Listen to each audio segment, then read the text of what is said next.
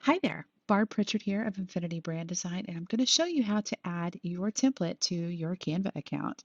So you likely received an email or a PDF or both with a link to your new template. And you're going to be brought to a page that's going to look very similar to this. Regardless of what kind of template you purchased, it's going to have a window that looks like this, and it's likely going to look like your template, maybe a little cut off or truncated. That's okay. That's just kind of how Canva rolls. It puts it in a little short window like this.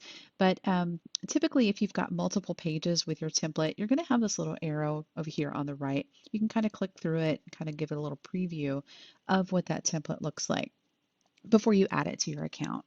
And you'll see these two buttons on the bottom here, and you can just click either one of them.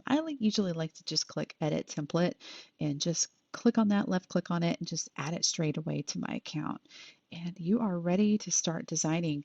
The good thing about the Infinity brand design templates is they are made for the free version of Canva, though I do highly recommend splurging for the pro account because it does give you that extra bit of design freedom to kind of play around with a little bit more. So thank you so much. Hope you have a wonderful, beautiful day.